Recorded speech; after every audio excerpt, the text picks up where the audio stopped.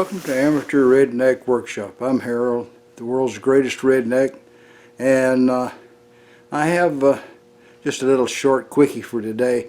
Inasmuch as the cable should be arriving any day now for my plasma cutter, I decided I'd better go ahead and get the torch height controller mounted on the side of it so it'll stay there. And I don't want it to drill any holes or make any kind of marring of the finish, because I don't want the company to have any excuse to deny my 5-year warranty if something goes wrong with it. Otherwise, I just drill a couple of holes in it and be done.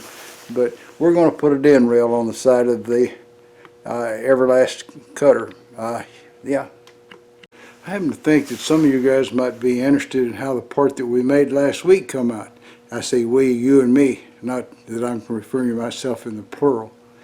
And Chuck got it, Chuck up in Maine, I think it is, and he said the threads were just right. They fit perfect. The only problem was that the hole I drilled in the middle of it was a 1/4 inch hole, and it should have been .225. So off camera and out of view, I'll make him another part and get it just right and send it to him. This time the hole will be the right size, and hopefully the threads will be right all over again the second time. This is a piece of den rail, DIN. It's used for mounting electrical components on the wall in cabinets or whatever. I cut this off of a much longer piece, which is somewhere around here, and I use it to hold the torch height controller on the side of the plasma cutter. Now, I won't put it on there without any kind of holes drilled in the cabinet or anything, and so I'm going to put this on a piece of metal and put some magnets on it. We'll see how it comes out. Old hard drive enclosures, the gifts that never stop giving.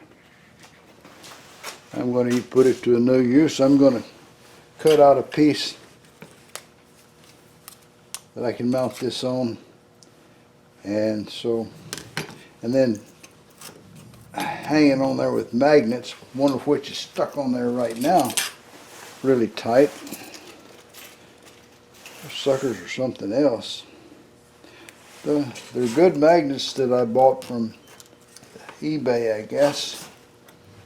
I try to keep a stack of these around so that I've got them. Of course, I've got all those magnets from the hard drives too. They're pretty handy. So we'll see what I decide to use. Anyway, let's see if we can cut this. No. This has got to go to the bandsaw. Alright, this is an easy little job that I think could be done in just a couple of minutes, providing the blade stays on here, which we don't know if it'll do or not.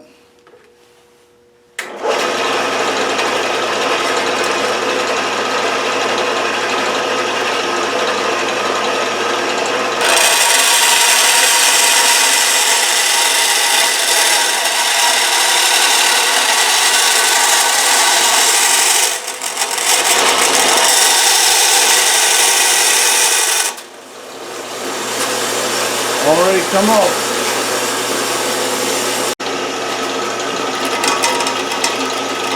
No try, I guess.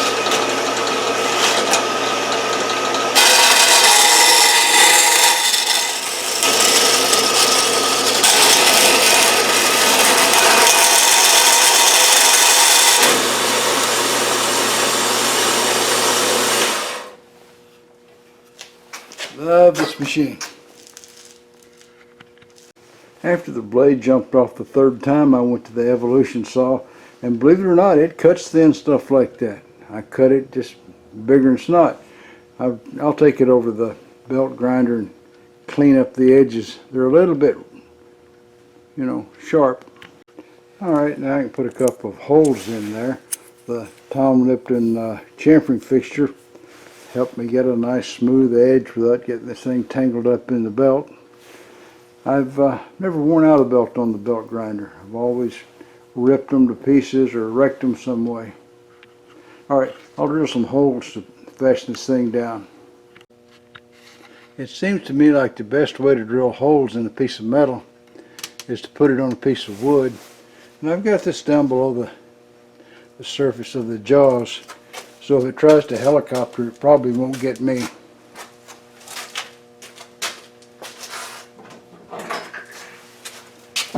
And I'll hang on to it with these pliers as well. I don't really like to have a piece of metal spinning around with my hands close by, especially sharp metal. Well, actually any metal.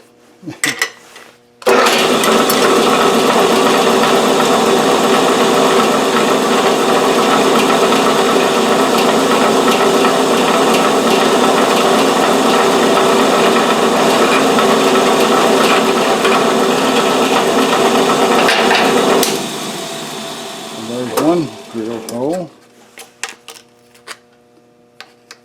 and we'll do another.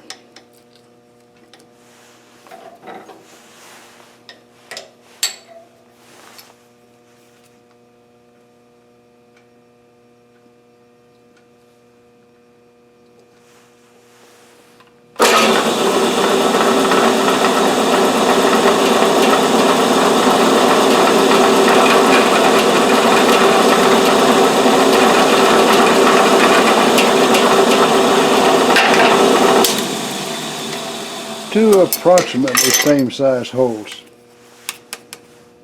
Give or take a little. Now I can screw it together. Alright, so I ground the little screws off flat with the surface. They're in there. This is going to face the back so nobody will ever see that I didn't clean that label off. And we'll take a magnet and hook onto the back of this guy. And we'll get another magnet off the pile here, if I can peel it off. They don't come off readily. And I'll stick him onto there. We got two magnets, and I'll go to the plasma cutter and see if they'll stick on. So there we go. Mission accomplished. That guy is stuck on there nice and tight.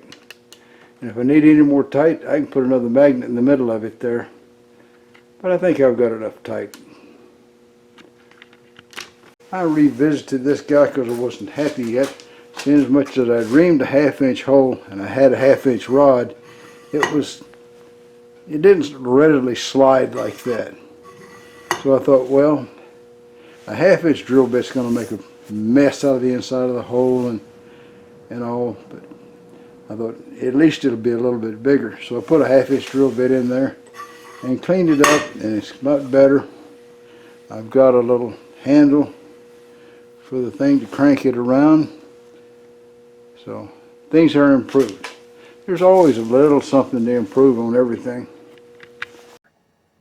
This young gal drives up to the country store there and gets out and sees this old cooter guy. He's rocking back and forth in his rocking chair there. She come up and she says, you know, she says, it sure is good to see a man your age so happy and looking like he's contented and everything. She says, what's your success story? How you live so long? She says, what do you do? He says, I smoke 3 packs a day of cigarettes. He says, I drink a case of whiskey every week. He says, and I eat nothing but fried fatty foods. She says, oh my. She says, well, just how old are you? Cooter says, well, he says, actually I'm 26.